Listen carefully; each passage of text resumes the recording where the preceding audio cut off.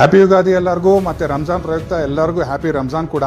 ಆಯಿತಾ, ನಿಮ್ಗೆ ಎಲ್ಲರಿಗೂ ಒಂದು ಹೊಸ ವಿಚಾರ ಹೇಳಬೇಕು ಅಂತಿದ್ದೆ. ಬಟ್ ಕೆಲವೊಂದು ಜನಕ್ಕೆ ಗೊತ್ತಿರ್ಬೋದು, ಕೆಲವೊಂದು ಜನಕ್ಕೆ ಗೊತ್ತಿಲ್ಲದಲೇ ಇರ್ಬೋದು.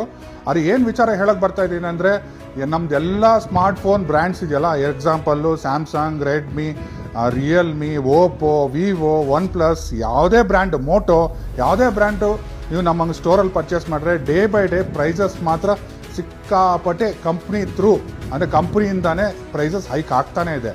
ಆಯಿತಾ, ಈ ವೀಕಲ್ಲಿರೋ ಪ್ರೈಸು ನೆಕ್ಸ್ಟ್ ವೀಕಲ್ಲಿಲ್ಲ. 1000 ರೂಪೀಸ್, 2000, 3000 ಹೆಂಗೆ ಬೇಕಾದರೂ ಜಾಸ್ತಿ ಆಗ್ತಾ ಇದೆ. ಕೆಲವೊಂದು ಜನ ಏನು ಹೇಳ್ತಿದ್ದಾರೆ, ಬಿಕಾಸ್ ಆಫ್ AI ಅಂತ ಹೇಳ್ತಿದ್ದಾರೆ. ಕೆಲವೊಂದು ಜನ ಹೇಳ್ತಿದ್ದಾರೆ ಬಿಕಾಸ್ ಆಫ್ ಪ್ರೊಸೆಸರ್ ಅವೈಲೇಬಿಲಿಟಿ ತುಂಬ ಕಡಿಮೆ ಇದೆ, ಅಂದರೆ ಮ್ಯಾನುಫ್ಯಾಕ್ಚರಿಂಗ್ ತುಂಬ ಕಡಿಮೆ ಇದೆ ಅಂತ. ಬಟ್ ಇದು ಎಕ್ಸಾಕ್ಟ್ ರೀಸನ್ನು ನನಗೂ ಗೊತ್ತಿಲ್ಲ.